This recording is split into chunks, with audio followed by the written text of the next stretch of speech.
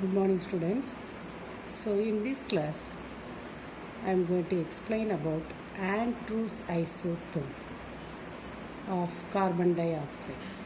Isotherm, iso means similar, constant, therm, temperature.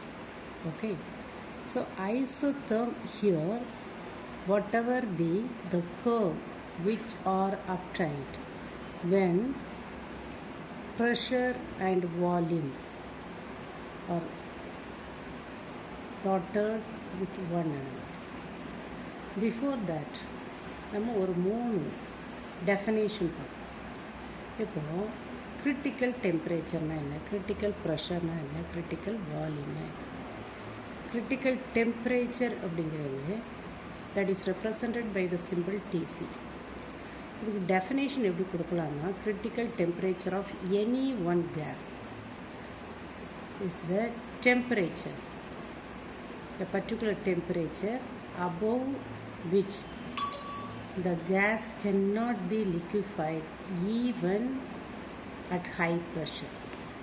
இப்போ இதில் என்ன தெரியுதுன்னா, டெம்பரேச்சர் வந்து ஒரு பர்டிகுலர் டெம்பரேச்சர் வரைக்கும் தான் ஒரு கேஸ் வந்து லிக்விஃபிகேஷன் ஆகும்.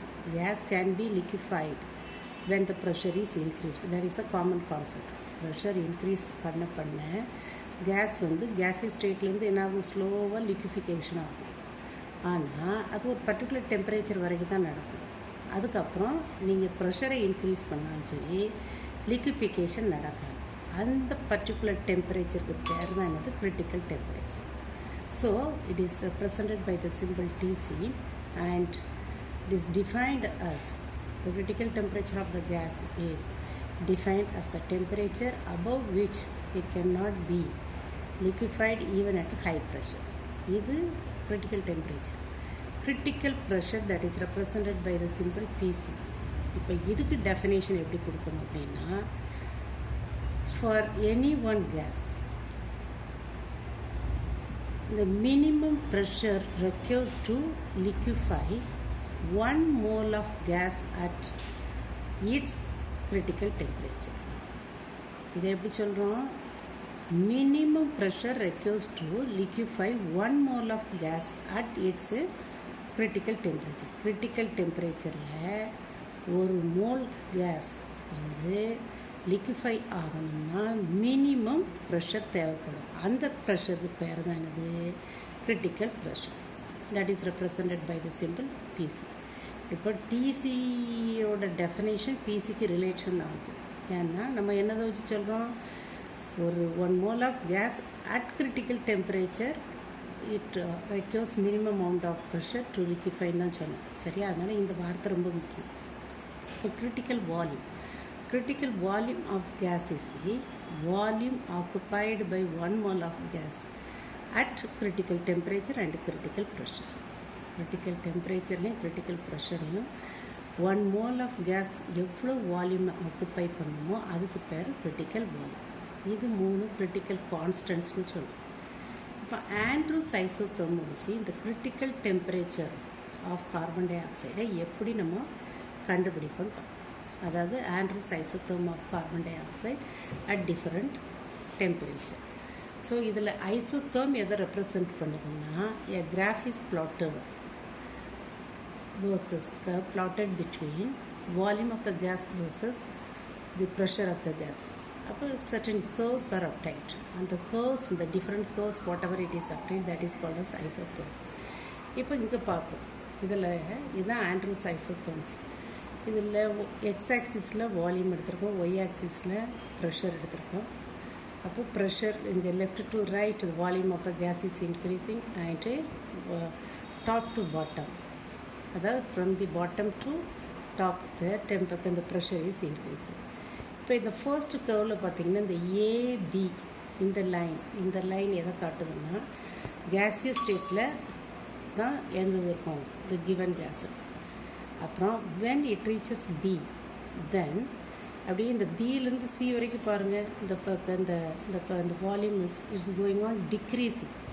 பி டு சி தான் சொன்னேன், சி டு பின்னு சொல்ல, B to C the volume is going on decreasing அப்படின்னா அங்கே என்ன நடக்குது, கண்டென்சேஷன் நடக்குது. ஒரு ஒரு ஸ்பாஞ்சு டஸ்டர் எடுத்துருக்குறோம். இந்த ஸ்பாஞ்சு டஸ்டரை நீங்கள் அழுத்தம் கொடுத்தீங்க அப்படின்னா அது என்ன நடக்குது, அதோட வால்யூம் கம்மியாகும். அதுதான் இங்கே இமேஜின் பண்ணிக்கணும். இப்போ ஒரு கேஸ் அது என்ன ஆகுது, கண்டென்சேஷன் ஆகுது. கண்டென்சேஷன் ரீஜனுக்குள்ளே வந்துடுது. எப்போது, when its volume is going on decreasing. அப்போ கண்டென்சேஷன் நடக்குன்னா அங்கே இட் ஸ்டார்ட்ஸ் டு லிக்விஃபை. ஆனால் இது கம்ப்ளீட்டாக லிக்விட் ஆகலை, அங்கே லிக்விடும் கேஸும் சேர்ந்து தான் இருக்குது.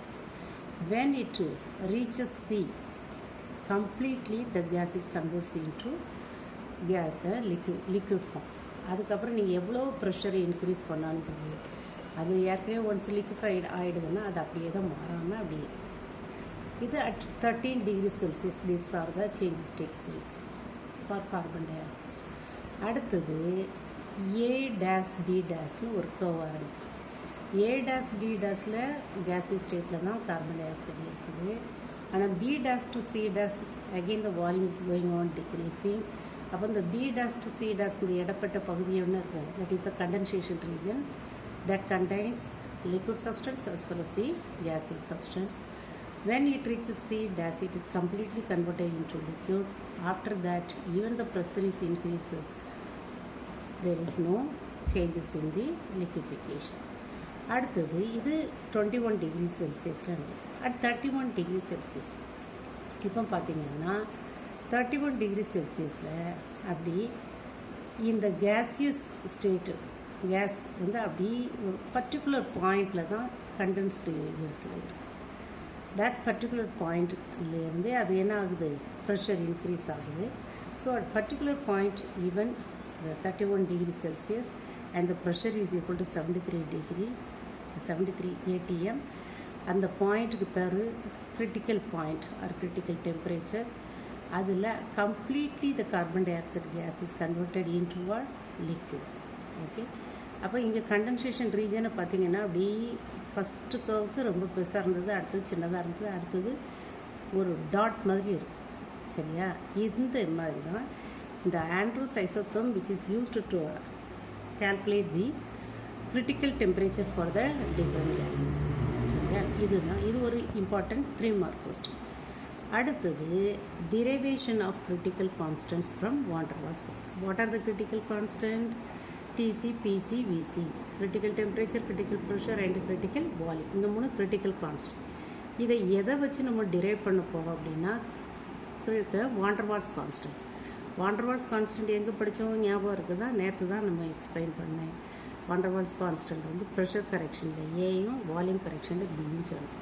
சரியா, அப்போ அதுக்கு என்ன பண்ணணும்னா first so let us consider the modified van der Waals equation for the real gases. van der Waals equation அப்படின்னா நீங்கள் PV is equal to என்னாச்சு, இது modified van der Waals equation gas for ideal gases. அந்த equation இருக்குது P plus A by V square into V minus B is equal to RT. இந்த ஈக்குவேஷனை expand பண்ண, அப்போ எக்ஸ்பேண்ட் பண்ணனா என்ன செய்யணும், P இது ஒரு டேர்ம், இது ஒரு டேர்ம், ரெண்டையும் மல்டிப்ளை பண்ணணும். அப்போ P into V PV. அடுத்து A by V square into V, A by V தான் வரும், ஏன்னா ஒரு V கேன்சல் ஆகிடும். அது மாதிரி மைனஸ் பியை வச்சு இப்போ மல்டிப்ளை பண்ணணும். P into minus B minus PB. A by V square into minus B minus AB by V square. ஒவ்வொரு டேர்ம்ஸையும் வச்சு நம்ம மல்டிப்ளை பண்ணுவோம். RT is equal to RT. Right சைடில் இருக்கிறது லெஃப்டில் கொடுக்கணும். Minus RT is equal to 0. நல்லா கவனிச்சுக்கணும். First so we considered the van der Waals gas modified van der Waals equation for the real gases எடுத்தோம். அதை திரும்ப எக்ஸ்பெண்ட் பண்ணிவிட்டு மூணாவது என்ன செய்யணும், the expanded equation is multiplied by V square by P. V square by P all multiply பண்ணணும். இப்போ V square by P all multiply பண்ணால் நமக்கு இந்த V square by P into இந்த ஈக்குவேஷன் எழுதியிருக்கு. என்ன கிடைக்கும் அப்படின்னா V square by P into PV அப்படின்னா நமக்கு என்ன கிடைக்கும், VQ. தனித்தனியாக எழுதி பார்க்கணும். V square by P into A by V அப்படின்னு என்ன கிடைக்கும், AV by P கிடைக்கும். அடுத்தது V square by P into minus PBன்னா நமக்கு என்ன வரும், மைனஸ் PV ஸ்கொயர், ஏன்னா PP will be cancelled. அடுத்தது V square by P into minus AB by V square அப்படின்னா நமக்கு என்ன கிடைக்கும், மைனஸ் AB.